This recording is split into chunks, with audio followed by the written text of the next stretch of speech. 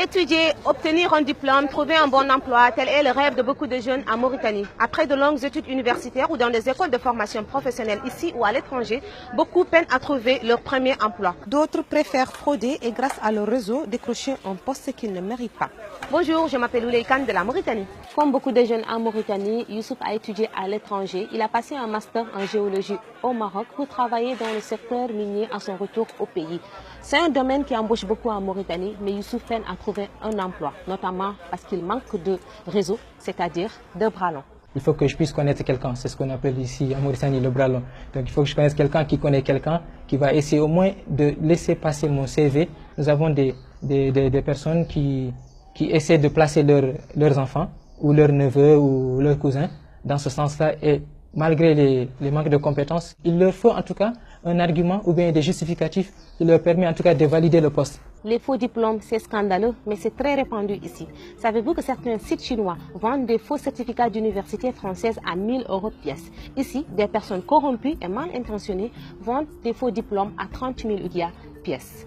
Écoutez ce jeune qui s'est laissé tenter. J'ai fait des études en droit, mais finalement, je n'ai pas pu continuer.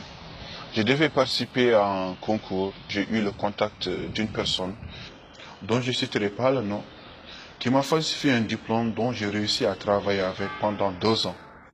Vous imaginez, vous avez de vrais diplômes et c'est des tricheurs qui vous passent devant. Youssouf est écœuré. Il a postulé à beaucoup d'emplois. Finalement, c'est des personnes moins compétentes et moins qualifiées qui les ont obtenus. Et vous dites que bon, cette personne ne mérite pas, il vous montre par exemple le diplôme, un diplôme que vous ne pouvez pas justifier. On est peiné, on est contrasté, on est touché. Et surtout, parfois, on voit de ces gens qui sont dans ces domaines-là, dans ces domaines miniers, ils ont un certain problème pour certains projets, ils viennent vers nous pour leur aider à comprendre certaines interprétations et on les aide et c'est eux qui en profitent après par la suite. Donc je me dis toujours qu'il y a toujours peut-être une possibilité, en tout cas une ouverture qui va venir un jour ou l'autre et c'est en ça que je crois, ce qui me permet en tout cas de tenir et de garder mes principes. Mais certains n'ont pas la patience ni les moyens financiers d'attendre. Maître Tchoy est notaire. Il est diplômé dans une université française et il nous explique. Le début est très difficile.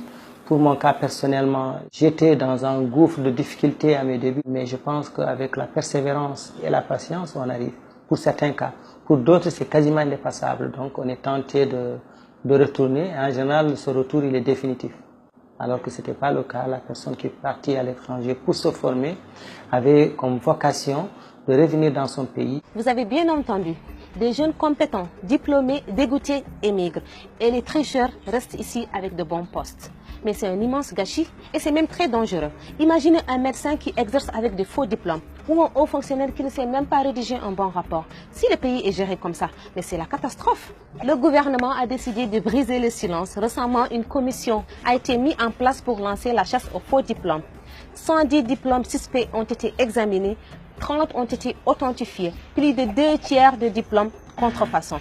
Dorénavant, les fraudeurs ont affaire avec la justice. Le jeune qui a travaillé 2 ans avec un faux diplôme, aujourd'hui, il s'en mord les doigts. Et finalement, j'ai été licencié parce qu'ils ont su que le diplôme était un faux. Aujourd'hui, je regrette cette situation.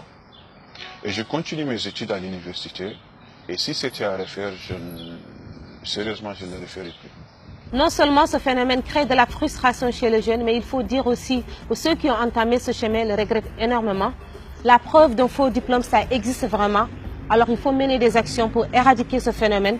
Nous devons reprendre le chemin de l'école pour avoir des vrais diplômes. Et chez vous, est-ce qu'il existe de faux diplômes? Est-ce que les vrais diplômes vous permettent d'avoir un bon emploi? Je vous donne rendez-vous pour un autre sujet sur les haut-parleurs. À bientôt.